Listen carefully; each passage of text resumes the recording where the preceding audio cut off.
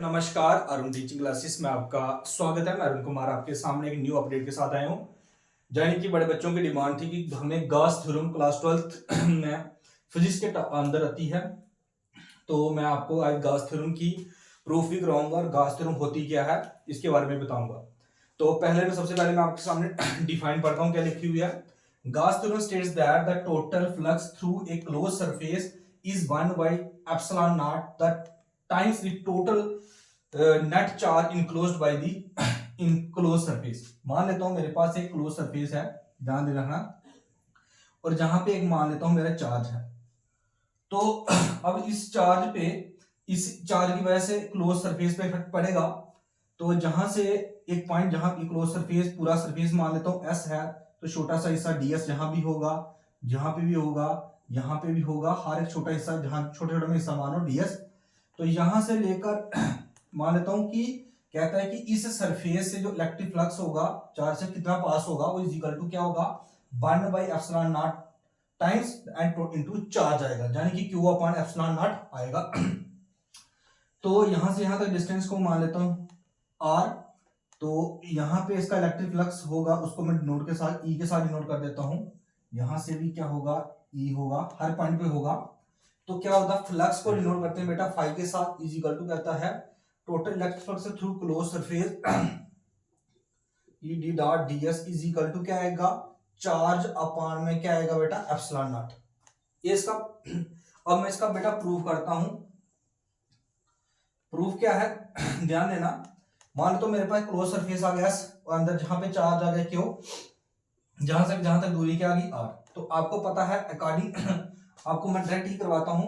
Phi is equal to क्या आएगा, q phi is equal to epsilon not into E dot d S. तो जब हम dot product को खत्म करेंगे, integral dot sorry dot product खत्म करेंगे, तो ई डी एस क्या आएगा बेटा, कॉस थीटा आएगा। तो जहां पे हम बेटा थीटा क्या लेंगे, 0 डिग्री लेंगे। कितनी डिग्री लेंगे, 0 डिग्री लेंगे, ठीक है। तो कॉस 0 डिग्री की वैल्यू क्या हो जाएगी, तो इंटीग्रल ई कॉस 0 डिग्री की वैल्यू क्या हो जाएगी 1। तो यानी कि इंटीग्रल ई डी एस आ जाएगा, ठीक है, इंटू 1 किया। तो अब जहां तक ये नोट कर लो, जो बच्चे नोट कर रहे हैं जहां तक ये नोट कर लो। उसके बाद जहां तक अच्छे से नोट कर लो, ये क्या आएगा, phi electric flux integral E dot d S is equal to integral E d S dot product, तो क्या लग जाएगा कॉस थीटा, जहां पे थीटा के लेंगे 0 डिग्री लेंगे। उसके बाद integral D S cos 0 degree होता है 1, तो इंटीग्रल ई डी एस आएगा।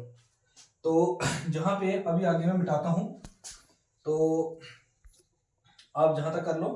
उसके बाद मैं इस थ्योरम को मिटा देता हूं, डिफाइन को, सॉरी। तो अभी यहां से हम प्रूव करेंगे आगे। तो क्या आएगा, जहां से आएगा, यानी कि फाई इज इक्वल टू क्या आएगा। अब आपको पता है इलेक्ट्रिक फील्ड इंटेंसिटी इंटीग्रल क्या आएगा, इंटीग्रल ई डी एस आएगा।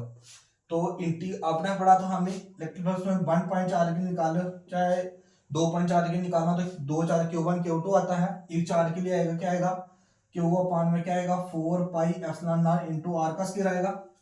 तो जहां पे इंटीग्रल ई की जगह क्या आएगा, Q अपॉन में क्या आएगा 4 पाई एप्सिलॉन नॉट इनटू क्या आर स्क्वायर इनटू क्या आएगा डीएस आएगा, सॉरी डीएस आएगा, ठीक है। तो यहाँ पे क्या होगा, सॉरी है क्यू अपॉन में 4 pi epsilon not into r square बाहर आ रहेगा। फिर क्या बचेगा, अंदर डीएस बचेगा। और जहां देखना integral D dot DS is equal to देखो integral DS is equal to, आप देखो सरफेस एरिया स्फीयर का फार्मूला क्या होता है 4 पाई आर स्क्वायर। तो जहां पे क्या आएगा, क्यू अपॉन में क्या आएगा 4 pi epsilon not into r square. DS की जगह क्या आएगा 4 पाई आर का क्या आएगा स्क्वायर आएगा। जहां से 4 पाई कैंसिल, पाई से पाई कैंसिल, आर स्क्वायर से आर स्क्वायर कैंसिल, यानी कि आएगा क्यू अपॉन में क्या आएगा एप्सिलॉन नॉट, क्या आएगा क्यू अपॉन एप्सिलॉन नॉट। तो लास्ट में हमारा प्रूफ क्या बचा, integral phi is equal to क्या आएगा, क्यू अपॉन में क्या आएगा एप्सिलॉन नॉट। यही तो हमें प्रूव करना था। तो सिंपल तरीका ही था कि हमने क्या करना है, जहां पे E dot DS dot product हटा तो cos थीटा लग गया, तो cos थीटा थीटा की अगर हमने 0 डिग्री पुट किया तो क्या आएगा 1 आएगा, cos 0 1। तो इंटीग्रल ई डी एस आएगा, integral E d S, E की वैल्यू हमने पुट की E equal to q upon 4 pi epsilon not into r square आएगा। तो इंटीग्रल क्यू अपॉन ई की वैल्यू हम पुट करी, क्यू भी बाहर आएगा, 4 pi epsilon not into r square भी बाहर आएगा, सिर्फ क्या रहेगा इंटीग्रल सिर्फ डीएस रहेगा। तो अब डेरिवेटिव के साथ आपको पता सरफेस एरिया स्फीयर का फार्मूला क्या होता है 4 पाई आर स्क्वायर होता है, जहां पे इसकी वैल्यू पुट की 4 और 4 कैंसिल, पाई और पाई कैंसिल, आर स्क्वायर से आर कैंसिल, सिर्फ क्या बचा क्यू अपॉन में क्या बचा एप्सिलॉन नॉट का इंटीग्रल जे आ गया। यही हमारा प्रूफ था phi is equal to integral E vector into dS is equal to किसके बराबर आना था क्यू अपॉन एप्सिलॉन नॉट। ठीक है बेटा, अगर किसी स्टूडेंट को कोई प्रकार की कोई क्वेरी होगी तो मुझे कमेंट बॉक्स में जरूर बता देना, फिर मैं एक बार वापस अगर किसी को डाउट लगता है तो बार बार 2 बार वीडियो देखिए, क्योंकि किसी को कोई क्वेरी होगी तो मुझे बता देना, ठीक है। और इसकी जो एप्लीकेशंस हैं वो मैं निकाल नेक्स्ट वीडियो में डाल दूंगा, और इस वीडियो को जैसे शेयर करना जो क्लास 12th में फिजिक्स की अपकमिंग एग्जाम की तैयारी कर रहे हैं। तो thank you for watching this video, have a nice day.